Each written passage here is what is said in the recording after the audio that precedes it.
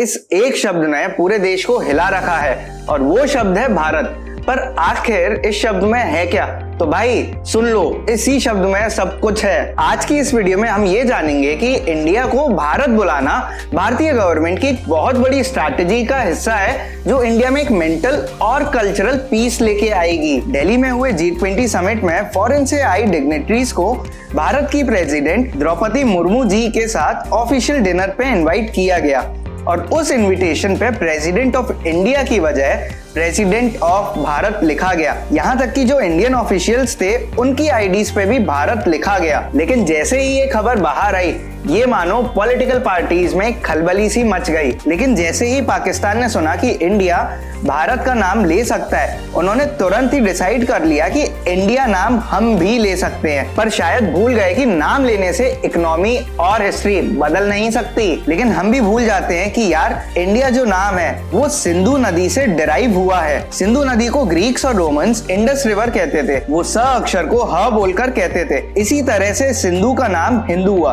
और बाद में हिंदू शब्द की वजह से ही हिंदुस्तान कहा जाने लगा। फिर जब ब्रिटिशर्स भारत आए, उन्होंने सिंधु घाटी को इंडस वैली कहा और उसी इंडस वैली से देश का नाम इंडिया कर दिया गया। हमारे कॉन्स्टिट्यूशन के आर्टिकल 1 में ऑफिशियली इंडिया का नाम भारत रिकॉग्नाइज किया गया है। According to article 1, India that is Bharat shall be a union of states, ऐसा लिखा गया है। तो फिर इंडिया को भारत बुलाने की टेंशन ही क्या है? इसके लिए हमें डीकोलोनाइजेशन लॉ को समझना पड़ेगा। डीकोलोनाइजेशन एक स्कूल ऑफ थॉट है जो किसी भी देश के indigenous origin, knowledge, cultural beliefs, social और इकोनॉमिक स्ट्रक्चर्स जिनको कॉलोनियल रूलर्स ने दबा दिया या फिर खत्म कर दिया, और उनको वापस उजागर करने की कोशिश है जिसमें देश में प्राइड क्रिएट हो। सोचिए जरा, एक देश का नाम बदलकर उसकी पहचान छीन ली जाए और उस नाम से बुलाया जाए जिसका उसकी संस्कृति से कोई वास्ता ही ना हो। दिक्कत यह है कि इस चीज को हुए 75 साल बीत चुके हैं और गलती अभी तक ठीक नहीं हुई। पर शायद अब वो टाइम आने वाला है जब इंडिया को ऑफिशियली भारत कहा जाने लगे।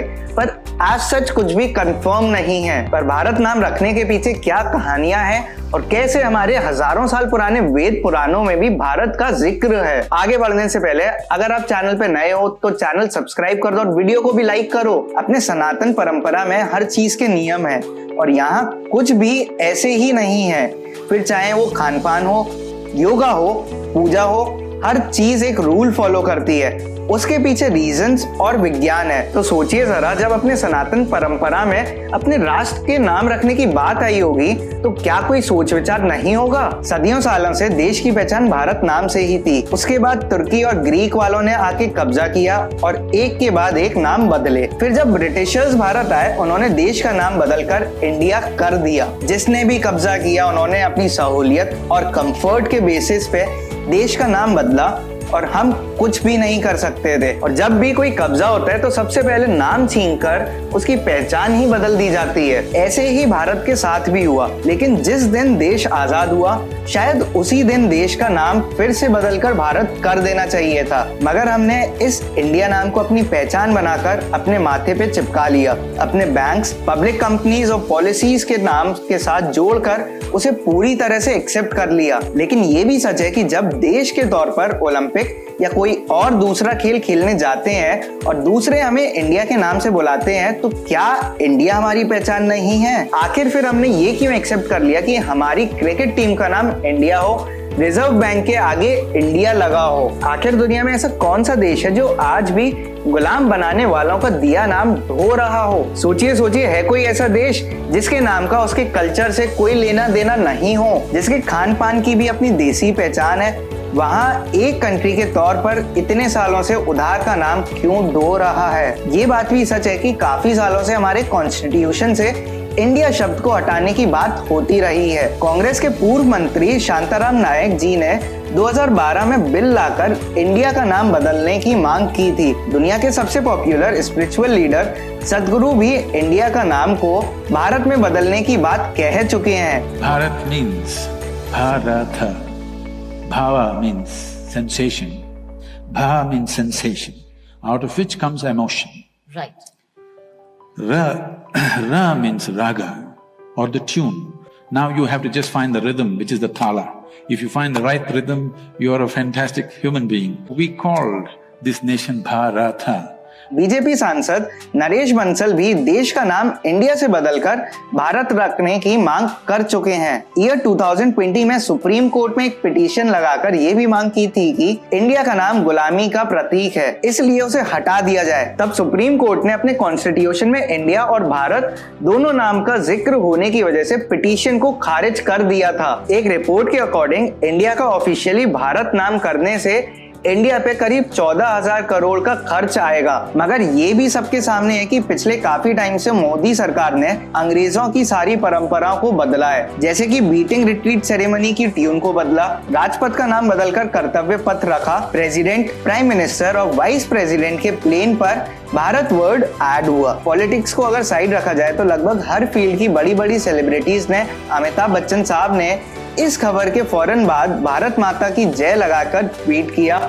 गावस्कर साहब ने भी देश का नाम भारत करने को सही बताया। वीरू भाई ने तो यहाँ तक कह दिया कि टीम इंडिया का नाम बदलकर भारत कर दिया जाए। जब इतनी बड़ी बड़ी सेलिब्रिटीज खुलकर अपने इमोशंस का इजहार कर रही हैं, खबर आने से पहले ही उसे अपना अप्रूवल दे रही हैं, तो आम आदमी तो अच्छी चीजों के होने पे ऑलरेडी खुश हो जाता है। जिस भारत सिविलाइजेशन की हिस्ट्री इतनी पुरानी है, उसके लिए 400-500 साल तो पास के ही लगेंगे। 2500 साल पुराने विष्णु पुराण में इस बात का जिक्र है कि समुद्र के उत्तर से लेकर हिमालय तक भारत की सीमाएं फैली हुई हैं। विष्णु पुराण में ये भी लिखा है कि जब ऋषभ देव ने वनवास लिया तो उन्होंने अपने सबसे बड़े बेटे भारत को उत्तराधिकार सौंप दिया। उन्हीं भारत के नाम पर देश का नाम भारत पड़ा। ये भी माना जाता है कि महाभारत में हस्तिनापुर के महाराज दुष्यंत और शकुंतला के पुत्र भारत के नाम पर देश के नाम को भारत रखा गया। यही भारत नाम के चक्रवर्ती सम्राट भी हुए, जिन्हें चारों दिशाओं की भूमि का स्वामी भी कहा जाता था। ये भी कहा जाता था कि सम्राट भारत के नाम पर देश का नाम भारतवर्ष पड़ा। संस्कृत में दर्श का मतलब इलाका या फिर हिस्सा होता है। इसके अलावा प्रचलित मान्यता ये भी है कि दशरथ जी के पुत्र